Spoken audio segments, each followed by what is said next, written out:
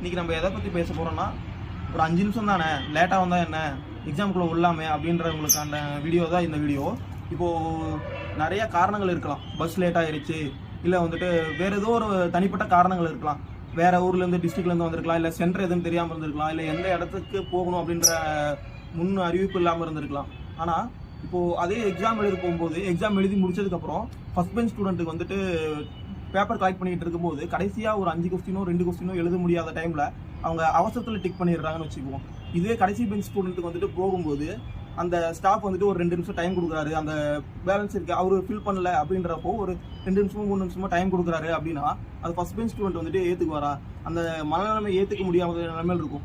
ஒருவேளை இந்த மாதிரி பாஸ் ஆகிறான்னு கூட வச்சுக்குவோம். ஒருவேளை பாஸ் ஆகி விஏஓ ஆனதுக்கப்புறம் பொதுமக்களாக்கிய நம்ம வந்துட்டு அந்த விஏஓ பார்க்க போகிறோன்னு வச்சுக்குவோம். தாலுகா ஆஃபீஸ்க்கு பார்க்க போகும்போது அவர் அந்த உரிய நேரத்துக்கு வராமல் லேட்டாக வராரு, ஒரு 5 நிமிஷமோ 10 நிமிஷமோ லேட்டாக வராரு, இல்லை எப்போ வராருன்னு தெரியலன்ற பட்சத்தில் நம்ம அப்போ கேள்வி கேட்போம் இல்லையா, ஏன் இவங்க சரியான நேரத்துக்கு வரக்கூடாதா, சரியான நேரத்துக்கு வந்தால் என்ன தப்பு அப்படின்ற மாதிரியான மனநிலைமையில் நம்ம இருப்போம்.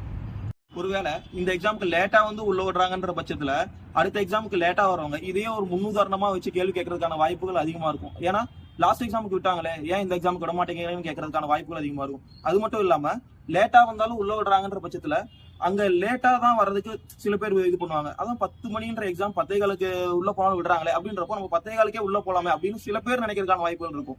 அது மட்டும் இல்லாமல் இப்படி டைம் வந்துட்டு எக்ஸ்டெண்ட் ஆகிட்டே இருக்கப்போ அதில் டைமுக்கான வேல்யூவே இருக்காது. அவங்க எழுத போகிறது கவர்மெண்ட் ரிலேட்டடான எக்ஸாம்.